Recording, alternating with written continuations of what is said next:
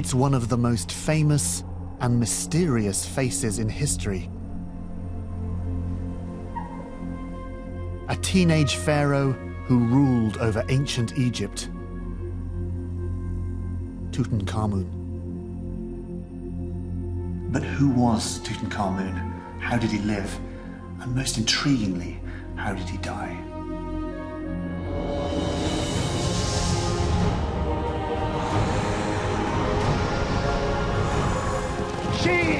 For decades, there have been many competing theories about how Tut died. A chariot accident, a mysterious illness, even murder.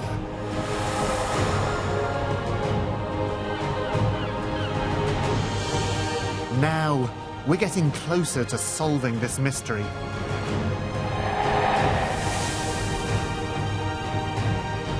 To find out how he died, we're going back in time.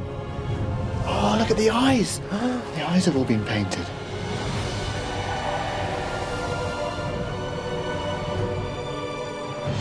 Using 21st century science, we'll be carrying out a virtual post-mortem on the pharaoh's body. It's just mind-blowing, the views that you get. And looking at conclusive DNA evidence to expose a shocking family secret.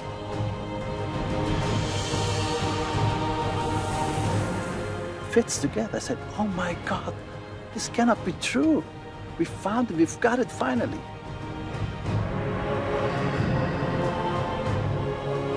For the first time, we'll reconstruct the entire body of the boy king and reveal a revolutionary new theory of what really killed Tutankhamun.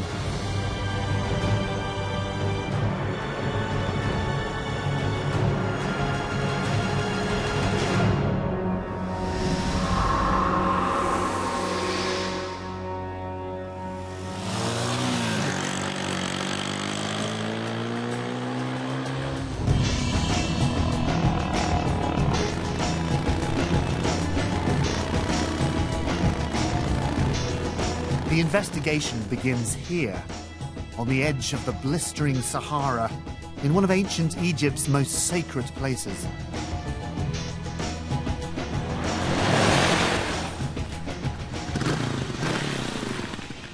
Here we are, this is it.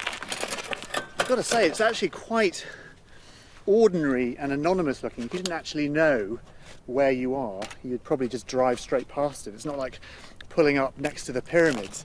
Could be any valley in Egypt really, but this particular valley just happens to be one of the most important sites in all of Egyptian history.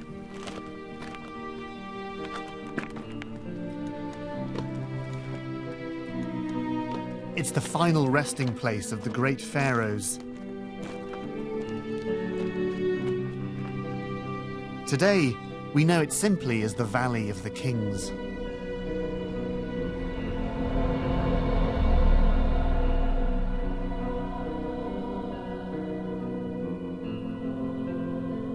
Up here you get a wonderful sense of the valley, so you look down it and you can see how all the different tombs are laid out, but you also get a terrific sense of the physical geography of the valley. So behind me you've got these wonderful cliffs that form a natural barrier. Looking down the valley there's a small opening, would have been very small back in the day down there, so the whole place would be like a giant cul-de-sac, very protected. The Egyptians started to bury their rulers here around 1500 BC. Before that, they'd been buried in pyramids. And they chose this protected valley because they assumed it would be safe from the tomb raiders who'd broken into the pyramids. And just over there, above the cliffs, there's a natural pyramid which would have been worshipped by the ancient Egyptians. That pyramid was a goddess called Meresega, which means she who loves silence. She would have liked it here.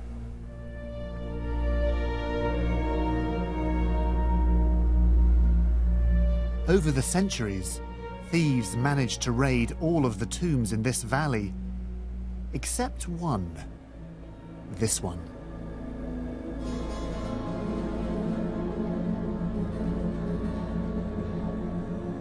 In 1922, the tomb of Tutankhamun was discovered here by archaeologist Howard Carter.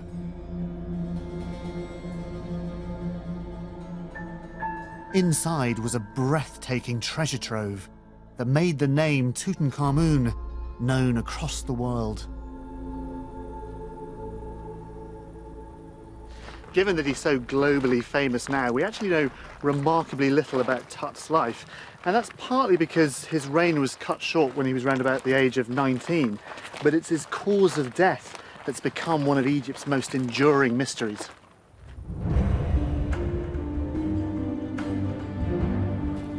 To see why his death is such a mystery, I'm heading for his tomb with Egyptologist Gail Gibson. They would have had to dig all this out. Every bit of it, wondering every minute what was at the end.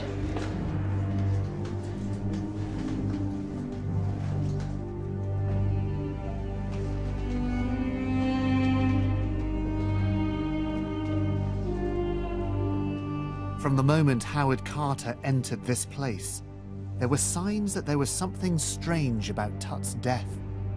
Why give him this? For a start, when compared to the other tombs in the valley, this one was a lot smaller. It is surprisingly small. It's not at all what you'd expect for a royal tomb. It is very strange, this very bare and small tomb. This was the room with the chariots and beds and boxes and all kinds of stuff. This modest tomb was jammed full of all the royal possessions that were usually buried with a king. It can't have been meant to be all jumbled up like that. People are just trying to cram as much stuff as possible into this small space. Shall we go down? Yeah, let's... I can't believe we're going to do this. Another unusual thing is the decoration, or rather, lack of it. Other royal tombs are adorned in hundreds of intricate portraits of the pharaohs and the gods.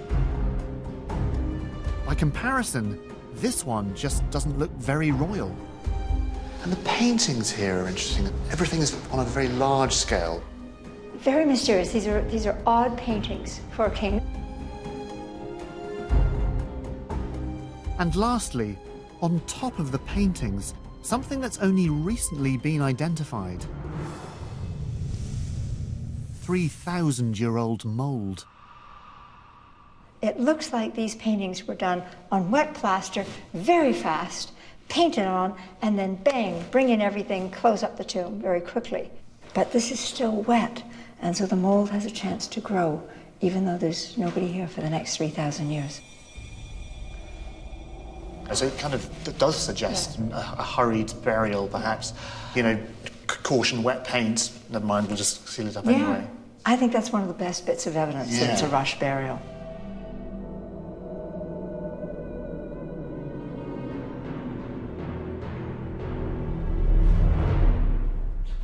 And in another corner, still resting in his tomb, is the mummified body of Tutankhamun himself.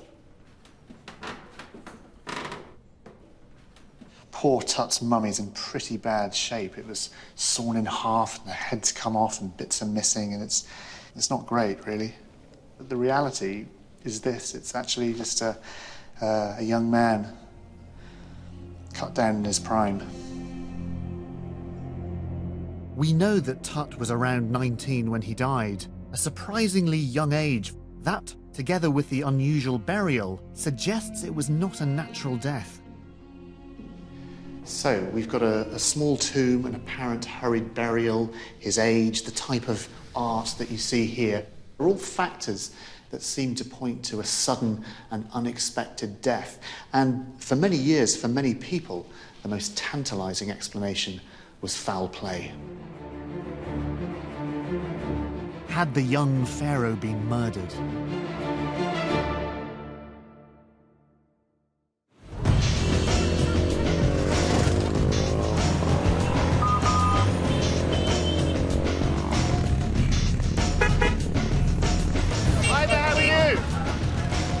If he was murdered, then there must have been a motive. To try and find one, I'm leaving the bustling city behind. Come on, let me see you do a dive. Hi. Okay. I'm heading 200 miles down the sacred River Nile to a remarkable place, Amarna.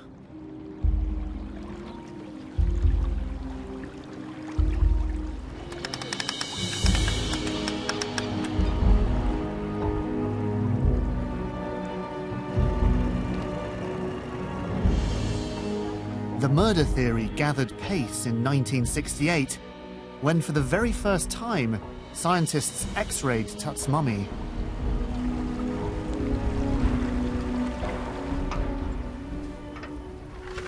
I've got an actual X-ray of Tut's head, which got people excited. And here you can see these intercranial bone fragments just there, that white spot, little bits of broken bone inside the head.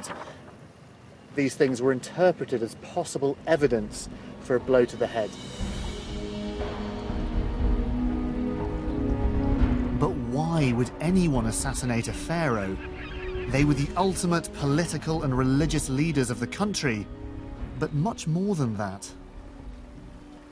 Pharaohs were seen as living gods, so the idea of murdering one is even more extreme than killing a mere mortal. And actually, throughout Egyptian history, we see very, very few examples of pharaohs being bumped off.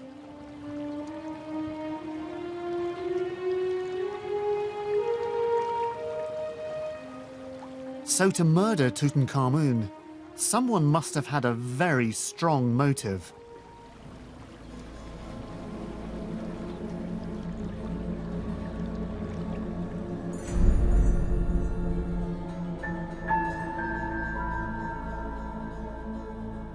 I've arrived at Amarna. This city was built by Tut's predecessor, the rebel pharaoh Akhenaten. The clues to the murder plot lie hidden in these remains. And it all hinges on Akhenaten's obsession with one god, the sun disk, the Aten. Akhenaten worshipped the Aten as the supreme god, the giver and creator of life, and he did it right here.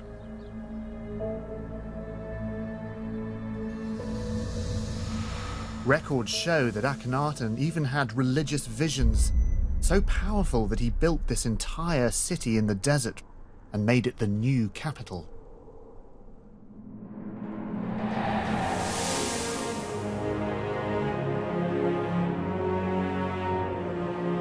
It ran for about 6 miles along the Nile.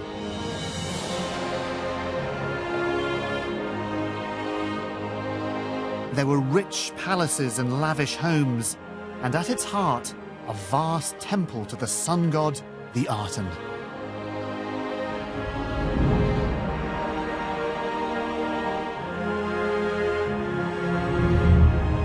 But what the pharaoh had done here was more than build a new city.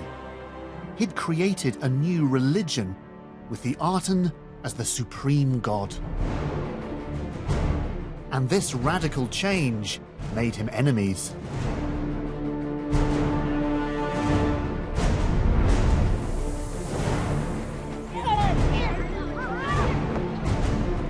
When Akhenaten died, the young Tutankhamun inherited a country in chaos and many powerful enemies.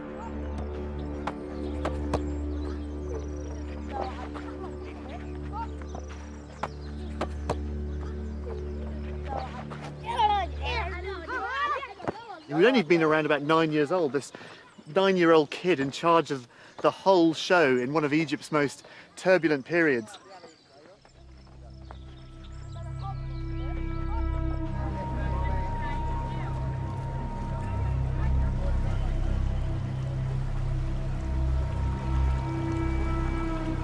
The murder theory suggests that when Tut reached maturity, his advisors, fearing for a loss of their own power, or perhaps wary of a return to the previous regime, had him killed.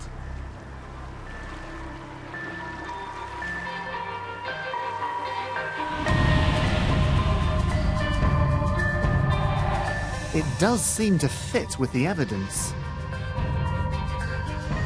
sudden death, a blow to the head, and a convincing political motive for murder.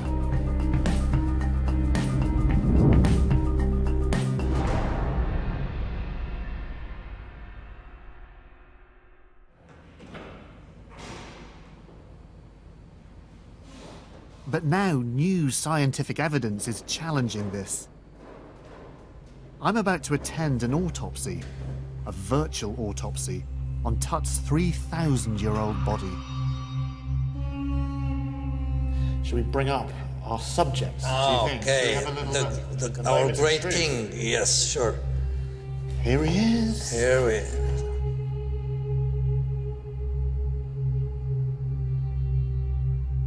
This state-of-the-art technology creates detailed 3D images of Tut's mummified remains. It's just mind-blowing, the views that you get. You can get three-dimensional image, bones and soft tissues. This is unique. So it's almost like we're looking through the body. We're such Yeah, you're going like sections and sections. Radiologist Professor Ashraf Salim is about to conduct a virtual post-mortem of King Tutankhamun. Just to start with the beginning here, that we can see that the mummy is in a very bad state. The whole body is cut into pieces. Hundreds of fractures, probably when they tried to remove the heavy golden mask that was stuck to the chest and the abdomen of King Tut, and was stuck with like a glue. As we begin, there's a key question I want answered. Was Tut murdered by a blow to the back of the head? So much of the discussion has been about the skull, is that somehow Tut was killed or murdered by a blow to the back of the head. Yeah, because of these bone fragments. If you can see with me now, this is the skull. We're going into it. These bone fragments lying loose within the skull cavity. It's a crucial finding. If the fragments had come from a fatal blow to Tut's head, they would have been stuck in the embalming resin, poured into his skull when he was mummified. The fact that they're not stuck in the resin means one thing. Meaning what? Meaning that these bone fragments got inside after mummification. That's why they're loose. So we can say, without a shadow of a doubt, that Tut wasn't murdered by a blow to the back of the head, as has been suggested. 100%. That's we've killed that. Yeah, and that should close this issue for good. That solved the mystery. Completely with no doubts. Okay. He was not murdered by a blow to the head. Okay.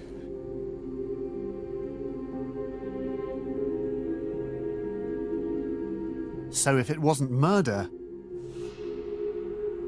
then what killed him? This is the whole mummy in front of us on the big screen. Our virtual autopsy has further clues. All the bones are fractured. Most, if not all, 99% of the fractures were induced post-mortem. The virtual autopsy shows the clear evidence that these bones were broken after Tut died.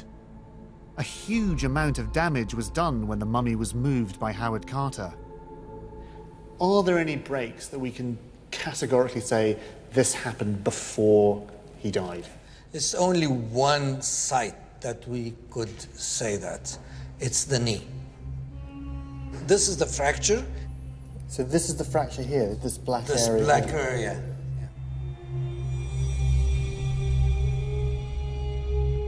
It's a big trauma. I mean, if you think about it in your femur, it's the biggest bone in your body. It is a big trauma, not just fell down. No, it's the big trauma. You see these dense white lines there?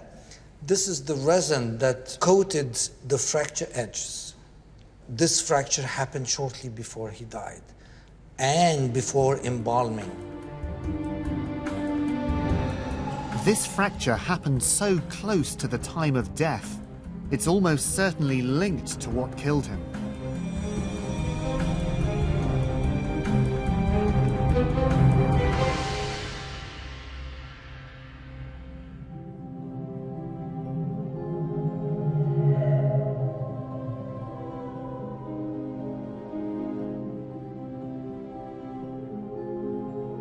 And fortunately for us, we have a unique window into the life of this pharaoh. The thousands of belongings, big and small, he was buried with. These are exact replicas of the objects found in Tut's tomb. They've been painstakingly recreated from the originals, and they've all been laid out exactly as they would have been when Carter found them.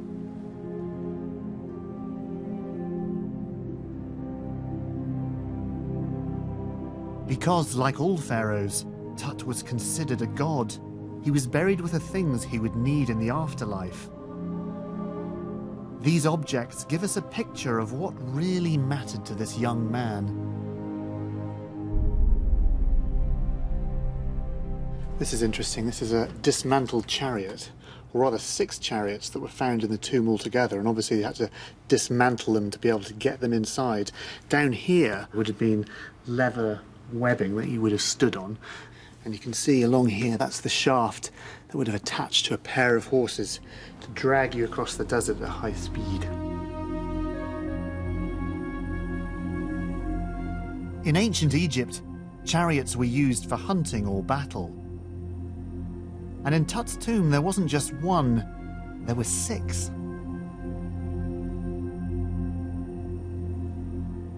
So we know that there is only one injury that could be connected with Tut's demise, and it's this one. It's the fracture just above the left knee. But could a fall from a chariot whilst out hunting or in battle have caused that accident that led to his death?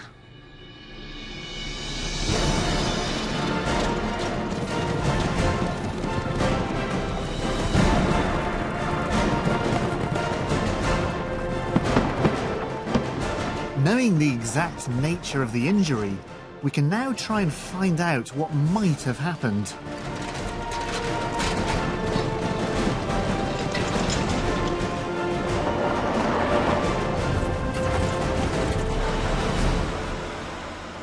Helping me is Professor Albert Zink, a world authority on ancient mummies, and Dr. Richard Frampton, a crash injuries expert. It looks quite royal. I'm coming at this from the point of view of car crashes in the modern world. I mean, after all, this is the Egyptian sports car of the day. Yeah. Looking at this now, there's a great big chance here of being thrown from the chariot. It's very difficult. It looked very unstable. I think you need some good balance. Yeah. Certainly, it doesn't have a crash-worthiness structure at all. No. How much force would you need to fracture just above the knee? The force to fracture a human femur is somewhere around about 10 kilonewtons, about the weight of a small European car. It's the strongest bone in the body. So what do you say to make the horse go fast? She Allah. So I just... Right. So can the chariot generate the same impact force as a modern car? This? Here? Like this? Yeah. I think the first thing we need to really establish is how fast these things can go. She. Whoa! Come on! She!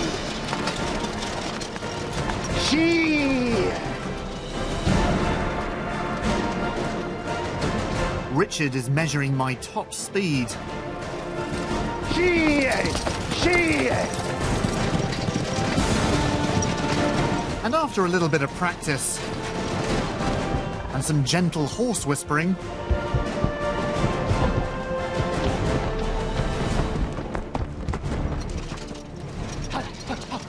yeah, this is good, this is good.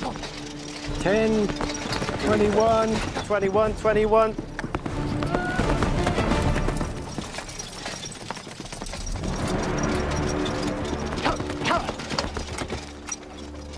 Great, you did it. Yeah. Absolutely flying. How was that? 21 miles an hour. 21? Yeah. That's not bad.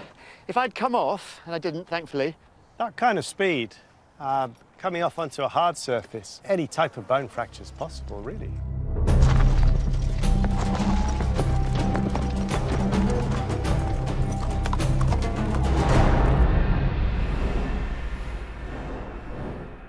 Among Egyptologists, a chariot accident is one of the more accepted theories of what killed Tutankhamun.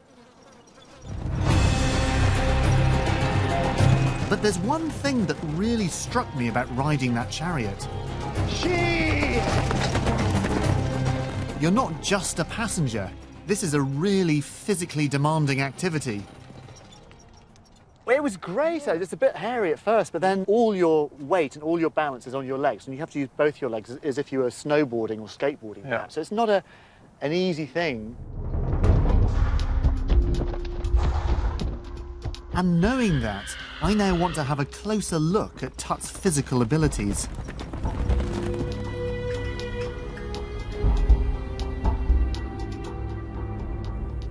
And that means a closer look at the virtual autopsy. You see here, now look at this. When you really examine his feet, you can see that the left foot is bent and twisted. Now, these bones, they're crowded, especially at the bases. So it's basically like these bits, if you like, are being sort of squished Yes, together. exactly. The toes appear more or less divergent. They're sort of sticking out Yeah. at a bit of an angle. Exactly. I mean, what would we call this in sort of layman's terms? Layman terms, we call it the clubfoot. The clubfoot, we can see it here. Let me have a look. A club foot is a bone deformity that would have caused Tut's foot to twist under his body. And what would that have meant for him? He would have had difficulty walking. Yes, He walked with a limp. definitely he was limping at that time heavily. Right. But there are even more problems with his foot. Next, he developed a new disease while in the adolescent age, let's say starting from the age of 13, 14, what we call it Kohler's disease. Kohler's disease. Yes, and that's what's meaning, it's necrosis of the bones. And necrosis means, well, it means death, I mean, suppose. death, death of a small part of the bone. That's the area. Kohler's disease is a painful, disabling condition. The bones gradually collapse and can't support any weight. The end of this long bone, the metatarsus, is frayed and separated and becomes dense. And that's what we're having here. Separated, fragmented. Unlike the other sound foot, you can see the joints intact. And this would have been incredibly painful. Yes, it is painful. Okay, so we've got a congenital condition. Yes. This club foot. We've got this Kohler's disease on top of that. I mean, it completely changes our whole picture of Tutankhamun, doesn't it? Of course. This evidence, taken together, means that Tut would have struggled to walk.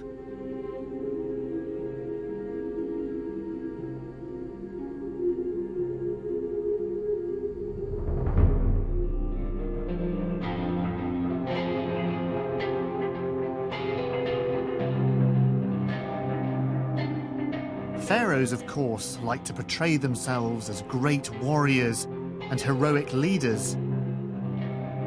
But when you look closely at some of the smaller objects that were found in Tut's tomb, there are clues to the real pharaoh.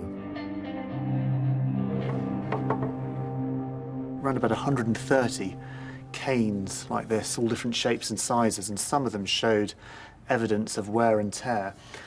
It all adds to the evidence that here was somebody who was in pain, who struggled. It's a very, very different image to the boy king that we're familiar with.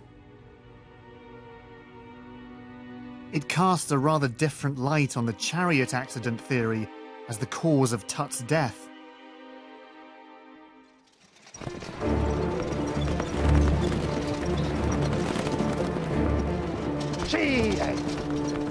I've experienced how physically demanding it is to balance and steer a chariot.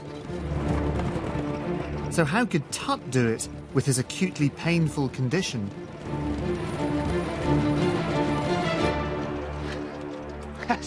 I can't do it with two legs, let alone one leg.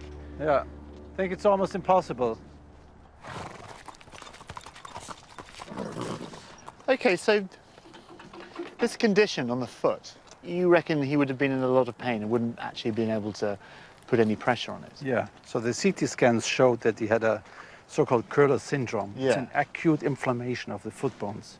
So for me, it's very difficult to imagine that somebody with such a disease, with the acute form of the disease, steps on a chariot and even riding the chariot.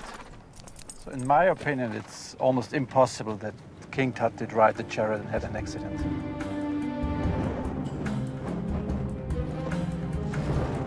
So whatever caused Tut's injury, it seems unlikely it was done riding a chariot.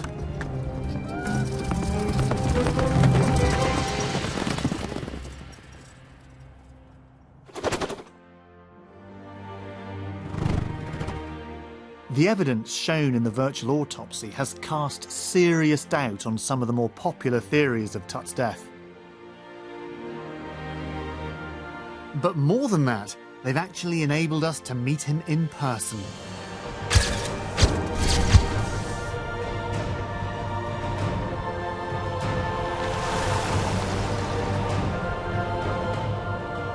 Using forensic reconstruction techniques, we've recreated Tut's face and his entire body. This is the first ever accurate full-size image of him.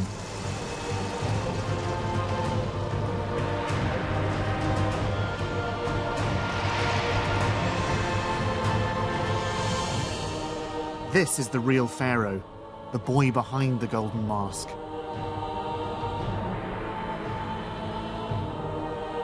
And the problem with his foot is the most important clue as to what might have killed him.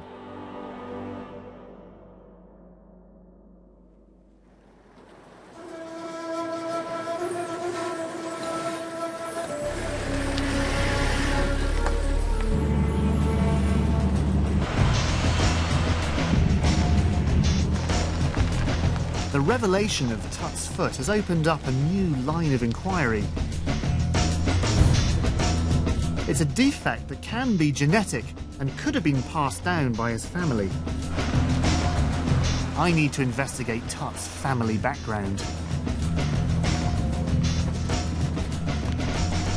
Until recently, all we had to go on was statues and written records and monuments. But actually, the Egyptians left something even more valuable. They left themselves. I'm travelling 7 hours south of Cairo, deep into the Sahara Desert, to the Valley of the Golden Mummies.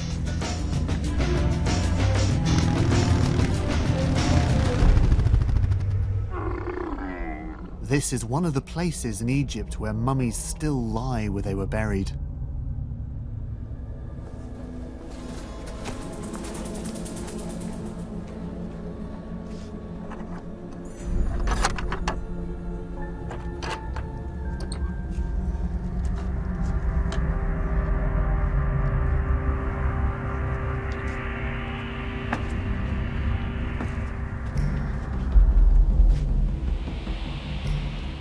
Oh my God, look at these mummies. It's just mummies just stacked up. Jeepers creepers, this is the stuff of nightmares right here. And you can make out their expression. Oh, look at the eyes. The eyes have all been painted. God, look at this. You can actually see they've been gilded. They're gold. You can just see on the nose there, look. They've all been painted. The Egyptian technique of mummification aimed to preserve the entire body, hair, skin, teeth, and bones for eternity.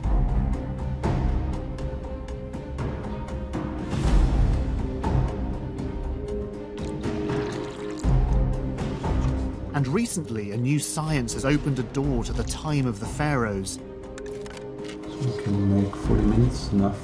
It's now possible to extract and accurately analyze traces of ancient mummy DNA.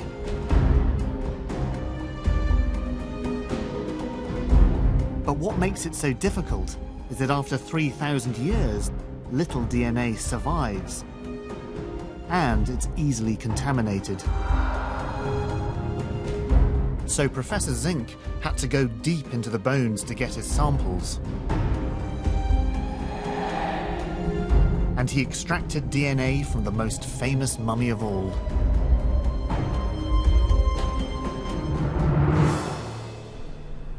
I'm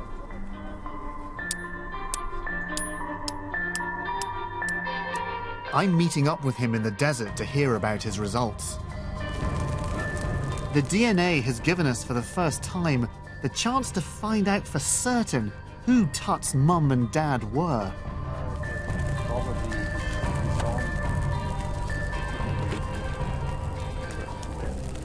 Getting DNA out of ancient Egyptian mummies is almost impossible. In the beginning it was a mess, but when we managed to get this away, to clean out the samples, we got really pure DNA to manage to tell something about him and especially about his ancestry. To untangle Tut's complex family tree, Albert analysed DNA from 10 royal mummies suspected of being related to Tut.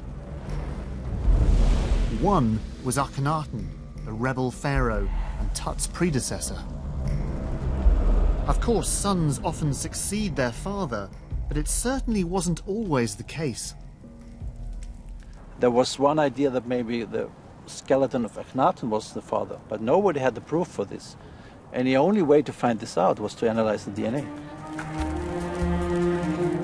He began by analysing the Y chromosome, which is only found in males, comparing Tut's with Akhenaten's, also known as KV55. We got from both mummies good results and we could compare them. As you can see here, we put them also here, you get this peak here, and this is for King Tut. Yep. And you get the same peak here for Akhenaten. The match of the Y chromosome established there was a blood relationship between Tutankhamun and Akhenaten. But this only shows you whether they are paternally related. That means they could be also father and grandson, they could be father and cousin, father and brother. So we need to go to the next step and make a complete genetic profile, a genetic, so-called genetic fingerprinting. Yeah. Okay. So it's not just the Y chromosome. It's a whole battery of different exactly. tests. Okay. We compared the genetic fingerprint of King Tut and KV55. And in every one of these we have the same marker in King Tut and KV55. And these results clearly showed that they are father and son. Professor Zink had proved who Tut's dad was. It fits together. I said, oh my God, this cannot be true. We found it, we've got it finally. So there's no doubt, there's no debate anymore. There's no debate anymore.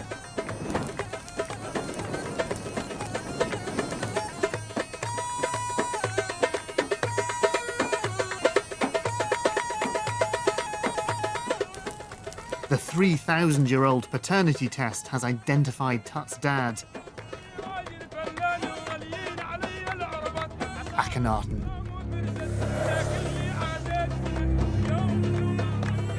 But that's only one half of the puzzle. The real mystery is who his mum was.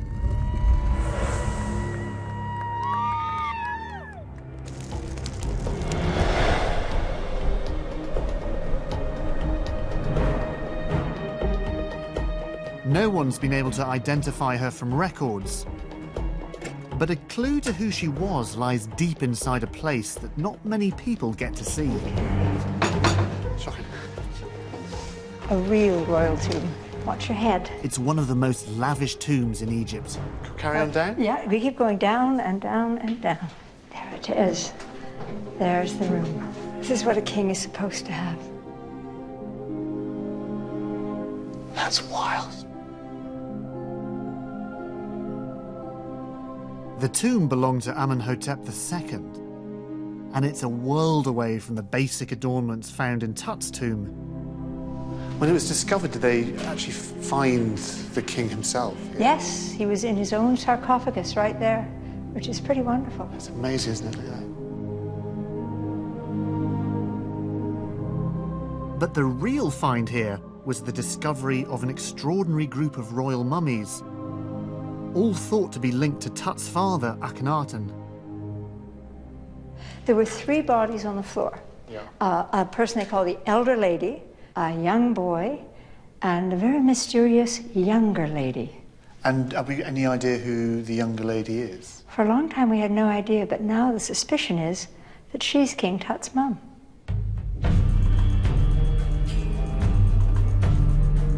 This younger lady is a truly mysterious person. There are no hieroglyphs to explain who she was, but we do have her DNA. Okay, leave it with Here? Okay. This time, as well as genetic fingerprinting, Albert is testing mitochondrial DNA. Just put the gel in the fridge. It's only inherited from the mother.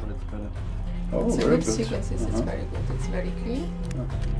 Together, they can prove conclusively, and for the first time, who Tut's mum was.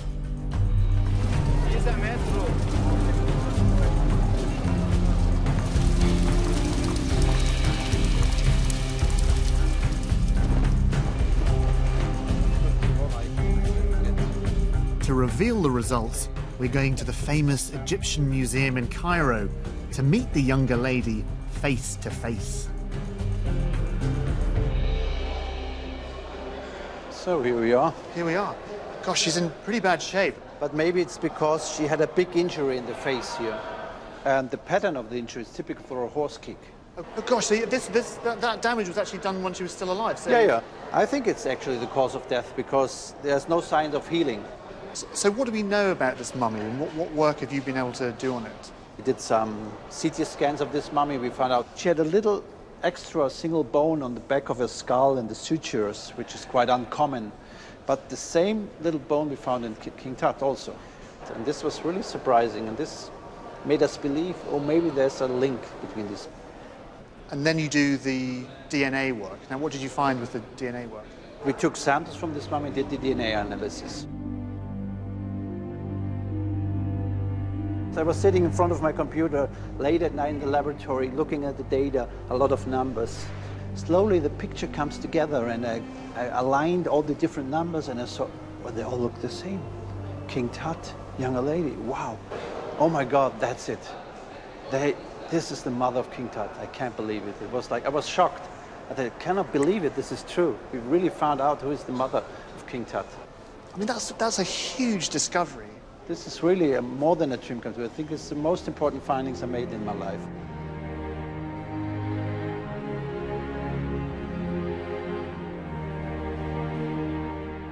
Albert's identified the younger lady definitively as Tut's genetic mother.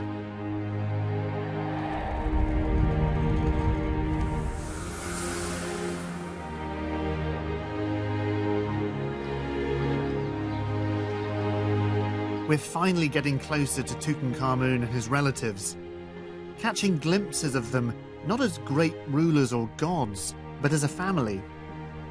This is the tomb that was probably meant for the younger lady.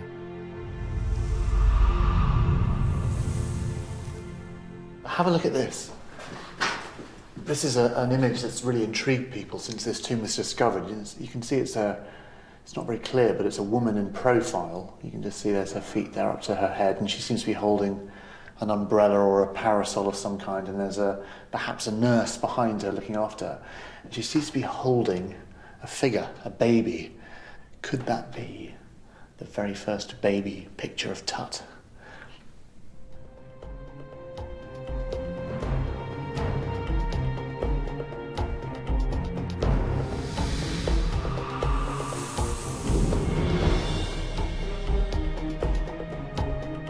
The DNA results identified the members of Tut's family, but they also uncovered something completely unexpected about his parents.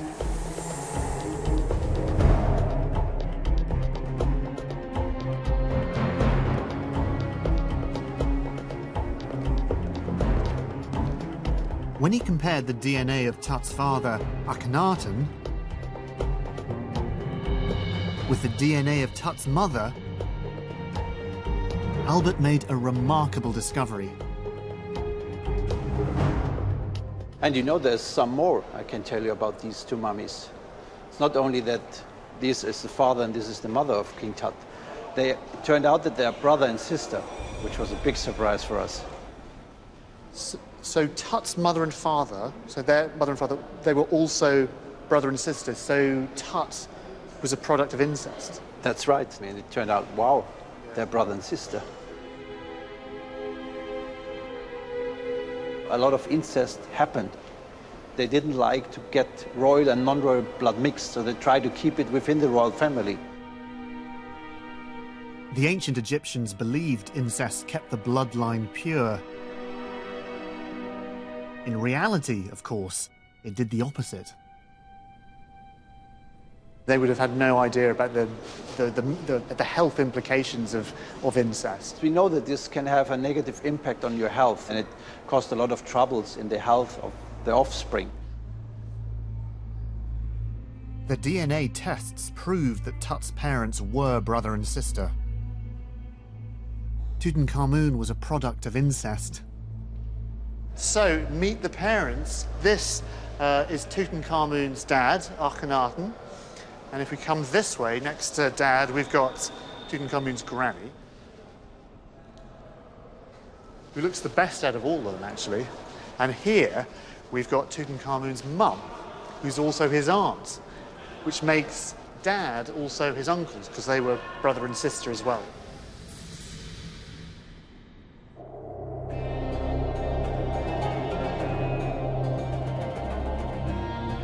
A fascinating picture is starting to develop.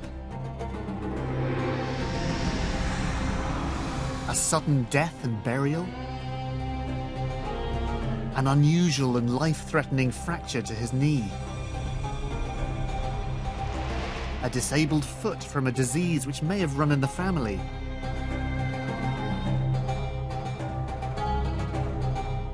And incest, which dramatically increases the chance of inheriting certain diseases.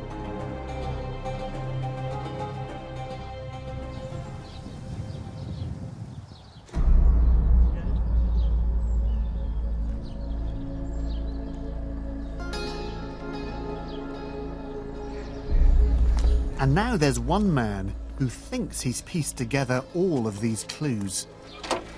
Okay, just want to be really careful coming in here. There's a big hole. Oh, and the light. Dr. Hutan Ashrafian is a leading surgeon who specialises in cold cases from the ancient past. Oh, this is great. There you go. Look at this. This is the best view of Karnak.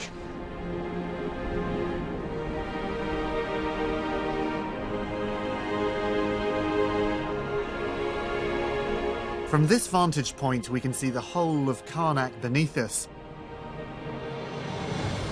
It's the biggest temple in ancient Egypt, built by generations of pharaohs, including Tut and his ancestors. By studying the entire family history, Hutan's noticed 3 distinct medical patterns that could help explain how Tut died.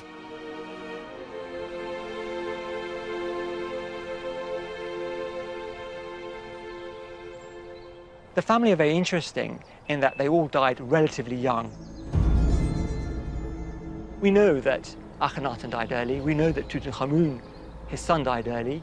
We know that the great-grandfather died relatively early. They died at a sequentially younger age.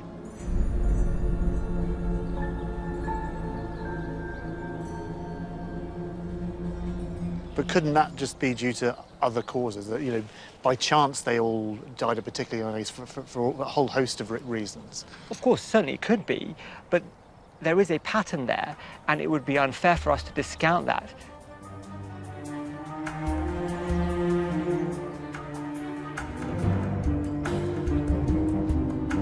The fact that each generation died younger than the previous one could be an indication that there's an inherited disease running through the family.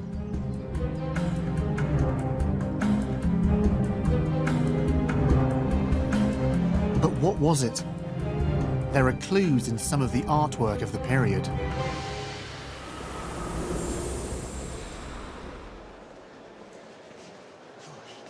So this is Tut's dad, we think. So this is the statue of Akhenaten. Let's have a look at him. And, you know, clearly this is not a male form. I mean, it does look very feminine, wider hips.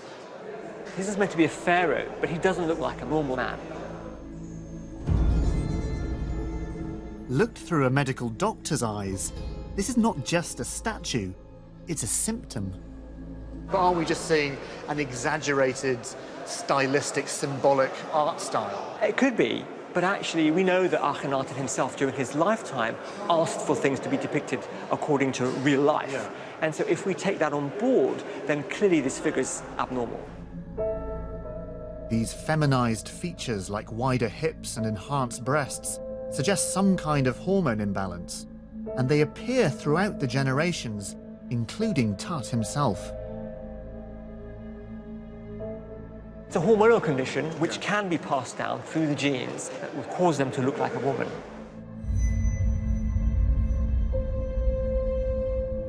Again, this unusual condition seems to run in the family, but what might cause it?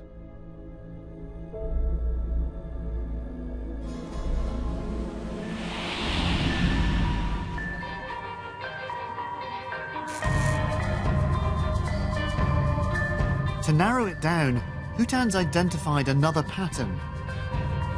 And evidence of what it is can be found here, in one of the most famous sites in ancient Egypt.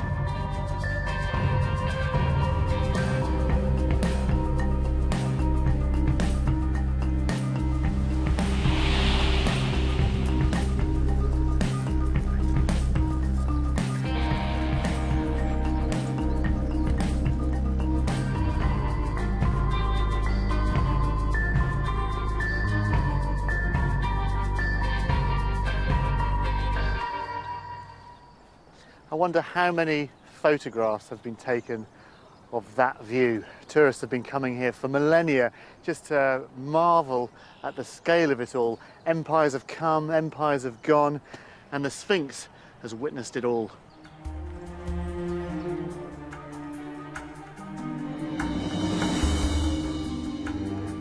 The final clue to this family condition lies in an unlikely place between the giant paws of the Sphinx. With me is Egyptologist Yasmin El-Shazli. Gosh, I've never been this close to it. Yes, it's Hi, beautiful. Sphinx. Isn't it? It's amazing. This stone tablet is known as the Dream Stealer of Tutmosis IV, who was Tut's great-grandfather. And it tells the story of a strange hallucination. It says Tutmosis IV was on a hunting trip, and then he decided to take a rest, and he fell asleep, and he had a vision.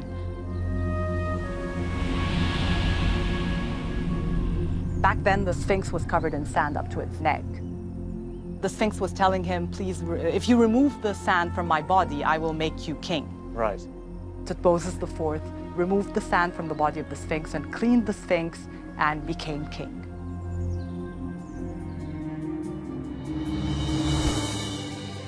It could simply be a symbolic political statement, but if literally true, it suggests that Tut's great-grandfather had a powerful vision.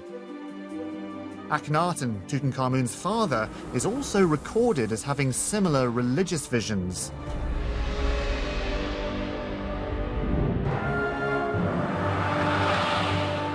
This family pattern is the final clue.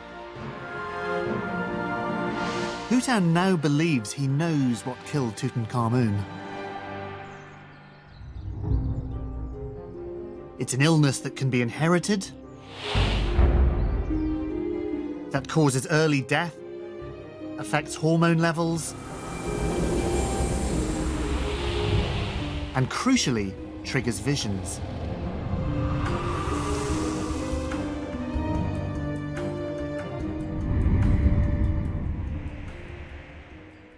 It can even explain the fracture in Tut's knee. Adding together everything that happened in his life and his whole family line, if we add all of that together and we say, what could describe this condition? And we have now the tangible evidence from the body with a fracture. The only thing that adds all those things up at the moment is that he might have had temporal lobe epilepsy.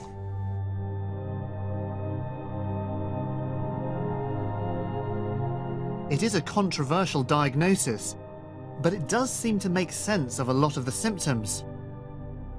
Epilepsy affects the brain, causing hallucinations. It can interfere with hormone production. And the seizures themselves can lead to unexpected fractures. We have to think about Tutankhamun as someone who's epileptic, but without treatment. And without treatment, you have a much higher risk of having unexpected falls, unexpected accidents, and unexpected fractures as a result. So let me be clear, it's not the epilepsy itself that would have killed him, it's the epilepsy that could have led to a fracture, which would then have... Absolutely. So the killed him. epilepsy would lead to the fracture, and the fracture would have all sorts of complications like bleeding and infection, and that's probably what killed Tutankhamun.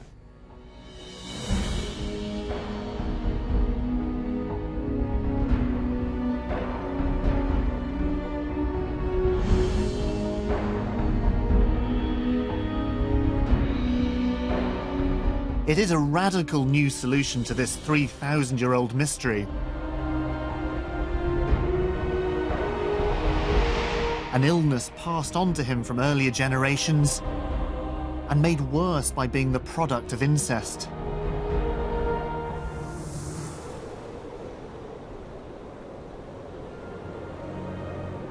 At the age of 19, the body of Tutankhamun was put into a tomb in the Valley of the Kings, where he remained undiscovered for 3,000 years, forgotten by history. But in death, he achieved the goal of every pharaoh.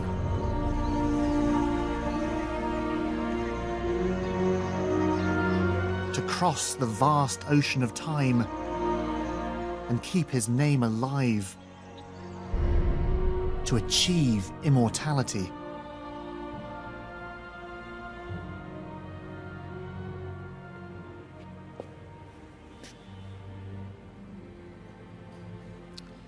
This is much more than just the most famous treasure ever discovered.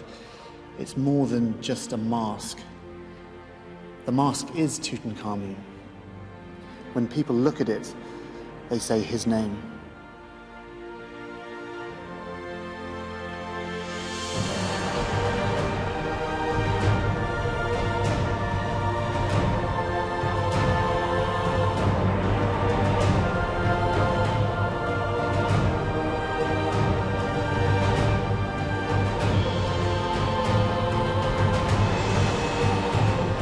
Still to come this evening here on BBC4, caught between following orders and saving lives. The moral dilemma faced by so many US soldiers and diplomats in the last days in Vietnam. Brand new Storyville next.